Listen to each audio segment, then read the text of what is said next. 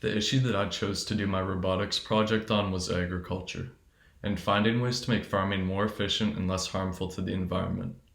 There are many issues that arise from agriculture, some of which include soil runoff, reducing water quality and destroying ecosystems, the clearing and conversion of land to create farms and ranches, and the massive amount of fresh water and habitable land use.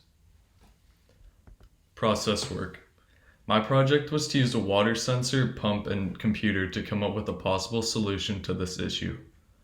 Originally, I planned on using a mason jar to hold the plant and water sensor, and half of a plastic bottle to hold the water. I found this was messy and didn't function well. I decided that a better way to do this would be to have the pump and the area for the plants in one bottle, then the excess water could drop back into the water reservoir so no water is wasted. This made the prototype simple and efficient. In terms of the code, I originally had trouble with the water sensor not picking up when the soil was dry, so I put the pump on a timer. But after some troubleshooting, I realized that I just needed to make sure that the sensor was fully in the soil to get an accurate reading. With that issue solved, it meant that the pump would only turn on and water the plant once the soil was dry, which eliminated the risk of overwatering.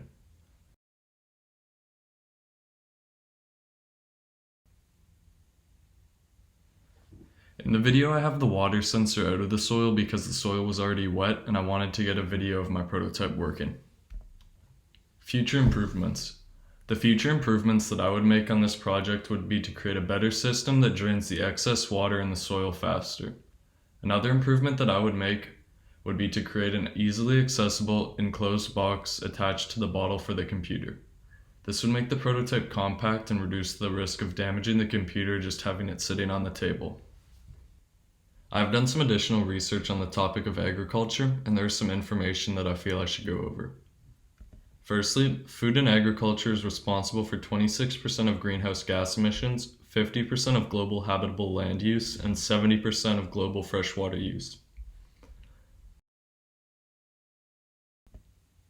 Secondly, here is a graph showing the percentage of the labor force of 5 countries over the course of around 600 years. Something interesting to note is that as a country gets wealthier, labor productivity increases and its overall employment in the agriculture sector is reduced. One factor for this is the adoption of new technology to increase efficiency and productivity. This leads me to believe that computers can be used to solve the issues caused by agriculture today.